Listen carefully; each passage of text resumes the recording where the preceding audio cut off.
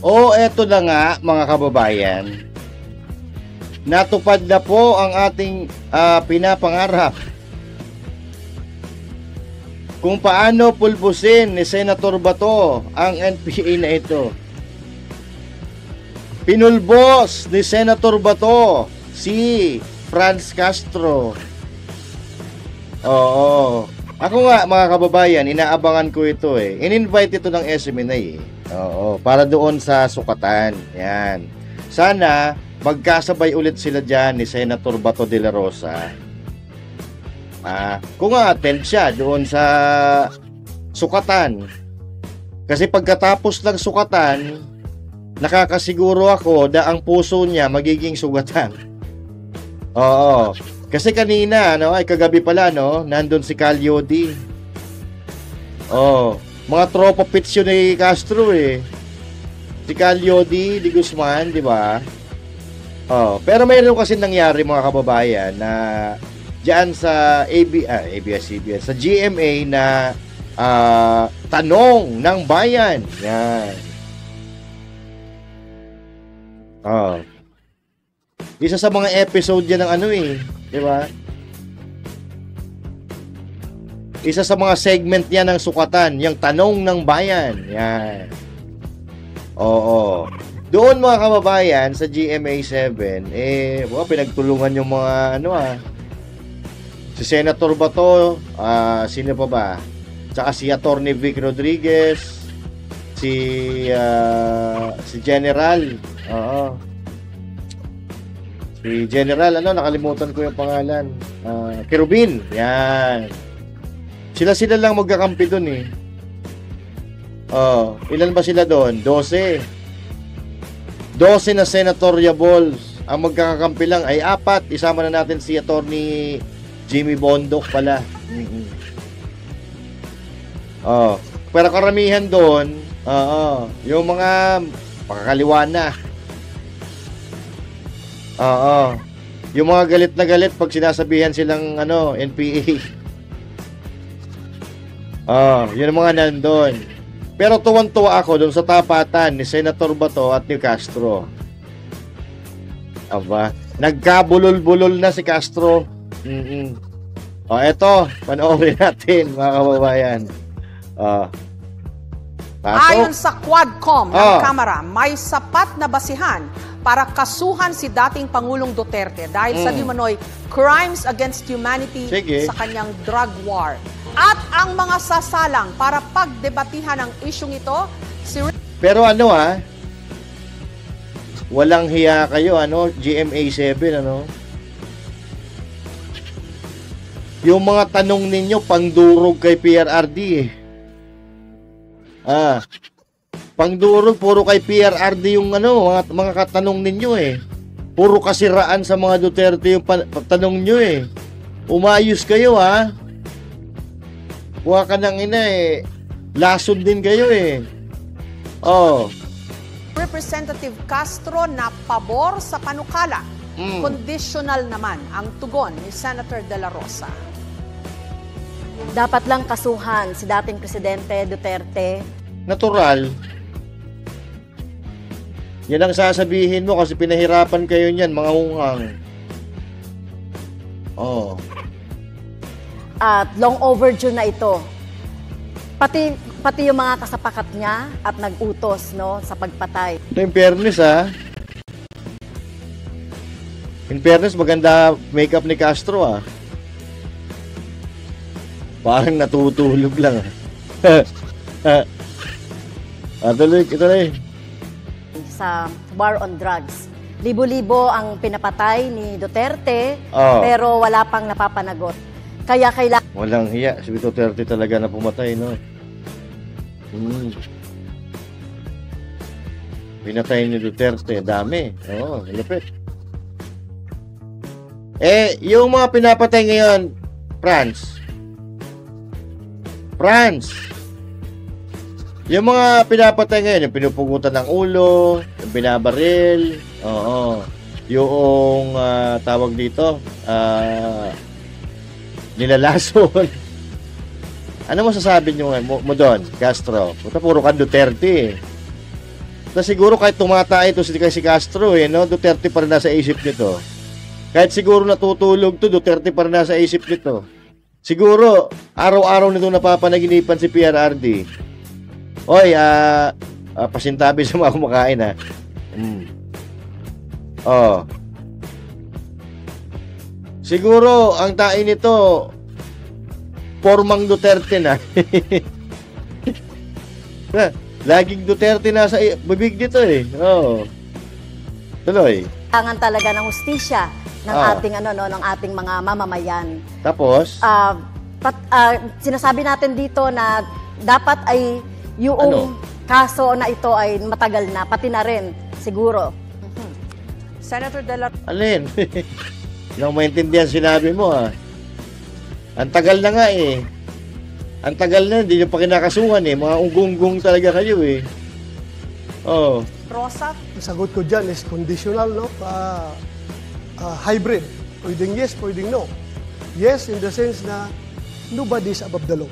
Kapag mayroon siyang nagawang kasalanan, kasuhan natin.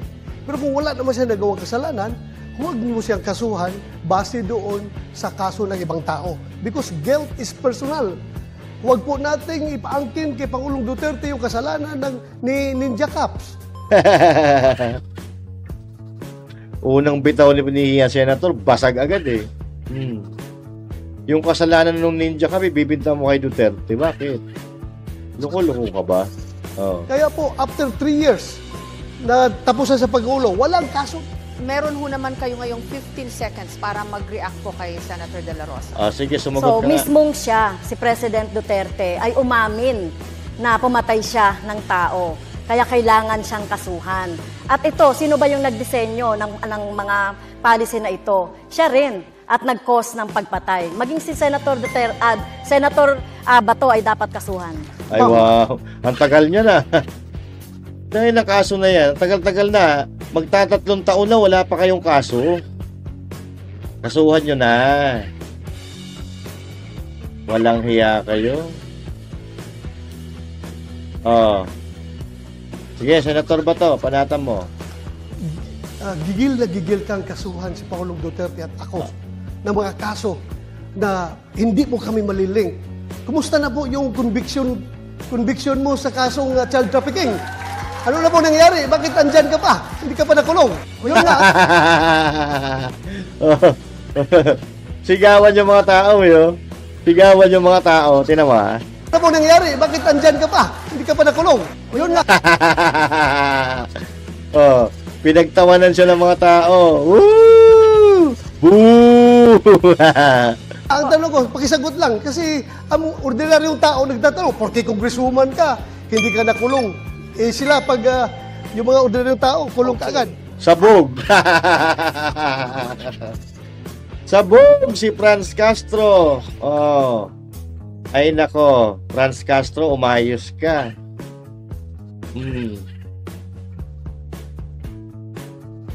Tuloy. Kung ito po ay nasa Kongreso, ay out of order ko po dahil wala siya sa tanong. No? At kaso ang problema, wala ka sa Kongreso, eh. Oo. Diyan sa GMA, ikaw ang out of order. Tingnan mo, pinagtawanan ka. Out of order. So, ibig sabihin, hindi gumagana, hindi ka pa kinabang.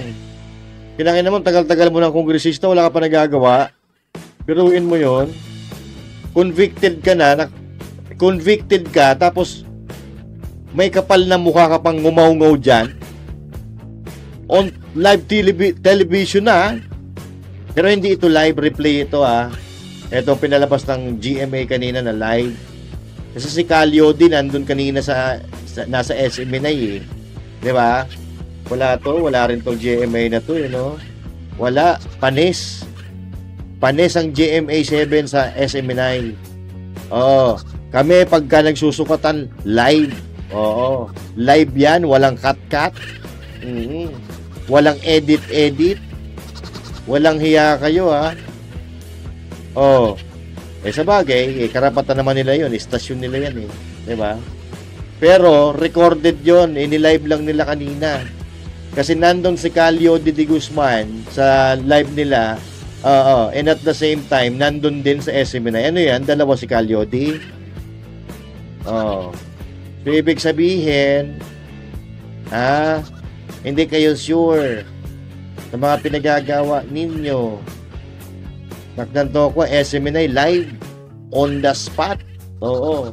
Kaya nga makikita nyo hindi perfecto. Kasi, live yun, on the spot. Oo. Walang edit-edit yun. Ganyan kalupit ang SMNI.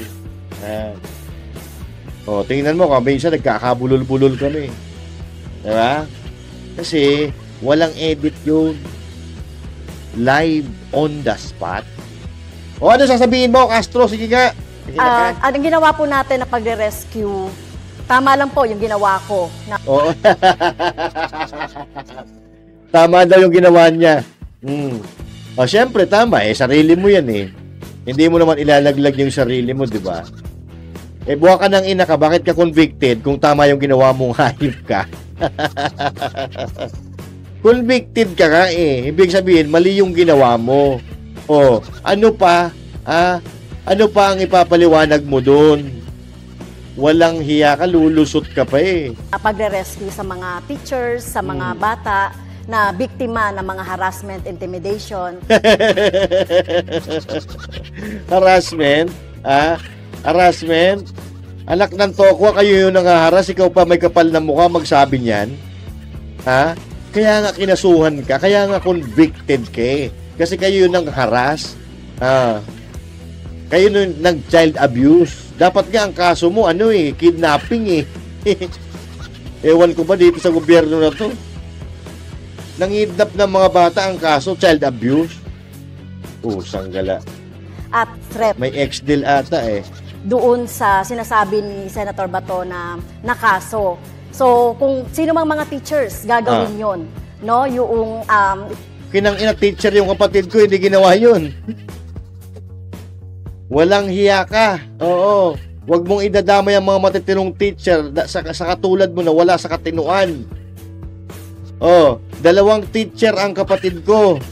Hindi naman sila nagre-recruit. Hindi naman sila nang child abuse. In fact, mahal na mga kapatid ko yung mga estudyante nila. Tapos idadamay mo ibang teacher. Wag ka mag-name drop. Wag mo idadamay ang ibang teacher. Ayaw nila sa'yo, promise. Buhay mo yan. Wag ka mandamay. Sila hindi convicted. Ikaw convicted ka, ungok. Pagtanggol at sagipin yung ating mga teachers at mga estudyante. So, Sinagsagipin saan? Sagipin saan, Castro, gago? Namumuhay na maayos yung mga lumad doon sa lugar nila, kinuha nyo.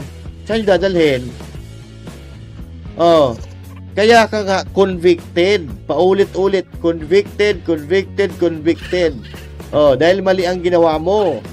tingin ko po ay walang mali doon sa ginawa po natin doon sa kaso. Walang mali? Convicted ka tapos walang mali. So, mali yung husgado. Mali yung mga abogado. Mali yung hukom. Sa desisyon sa'yo. Abay, talino mo. Mas magaling ka pa sa kanila. Kung ganun. Lang, hiya talaga. Baliktad na talaga ang mundo. Now, Senator De La Rosa, may pagkakataon ho kayo na magtanong o mag-react pa rin sa posisyon po ni Representative Castro. Sige. 15 seconds po. Ano pong risk yun na pinagsasabi niya? Anong rescue pinagsasabi mo? Convicted ka nga, rescue. Gago rin no? Yung mga parents ng mga bata mismo ay galit na galit sa kanya. Bakit ginamit niya ang mga kabataan para sa kanilang kapakanan? Walang rescue nangyari doon. In fact, konbiktado ka sa kaso eh. Basag. Basag ang pula ni Castro. Kumbiktado ka nga eh. Tapos ano ka pa, naliligtas-ligtas mo. Tama ginawa mo. There was no rescue. Well, yung sinasabi naman po ng mga ng mga magulang na galit sa akin, ay ito ay gawa-gawa lang ito. Ito mga magulang na ito. So, gawa-gawa lang yung mga magulang. Hoy, senator ba to? Sinong gumawa ng mga magulang ng mga bata na yon? Baka kayo gumawa nun, ha? Gawa-gawa lang daw yung mga magulang, eh. Anak ng toko mo, pwede ba gawa-gawain ng mga magulang? Ulul to si Castro, no? May sariling mundo. Saan ba nakatira to? Sa taas, kapuno ng balete ata. Walang hiya talaga. Tuloy. Kung titignan natin yung mga magulang ng mga bata na talagang involved doon sa pag-aaral ng mga bata doon sa Lumad School, ay talagang nangihinayang sila doon sa pagsasara ng mga eskwelahan ng mga lumad. Dahil alam naman natin, kulang talaga no, sa serbisyong pang-edukasyon ang mga lumad. So talagang sila ay hinayang na hinayang at sinisisi ang gobyerno ng Duterte. Ay, wow! Parang wala naman kami naririnig doon. So, in fact, yung mga lumad, galit na galit sa'yo. Convicted ka ngayon, di ba? Yung mga, hintayin mo pa. May kaso pang inihain sa yung mga lumad, hintayin mo pa yon. Pag nadesisyonan ng Korte Suprema, dagdag yun. Well, the fact here is that you are convicted. You are convicted and yet you still have a guts na magsalita in front of a television. Ganyan kakapal ang muka ni Franz Castro. Sila na magkakasama sa Makabayan Black, pare-pareha sila. Wala namang tama sa gobyerno yan, eh. Walang ginawang tama ang gobyerno sa kanila. Lahat yan mali. Kasi nga kalaban nila gobyerno, eh. 'Di ba? So ayun, pulbos, durog, sabog, butata. Sasagot ka pa, eh. Si Senator Bato, hindi yan politiko magsalita, eh. Re-rektahin ka talaga niya. Ayun na nga, narekta ka. Nagkabulol-bulol ka pa. Ewan ko sa inyo. Convicted, ang kapal na mukha. Ni-rescue daw. Kung ni-rescue mo yun, edi ikaw na, bayani ka, pero bakit convicted ka? Alright, so yun, mga kababayan, yan po, ang makulimlim na eksena, para kay Franz Castro. Kawawang nilalang, nabu ng mga nanonood dyan sa GMA Studio. Okay? Once again, mga kababayan, maraming salamat po sa inyong panonood. And this is Master Judaisy, and thank you. God bless you all. And to God be the glory. Magandang araw po sa inyo lahat.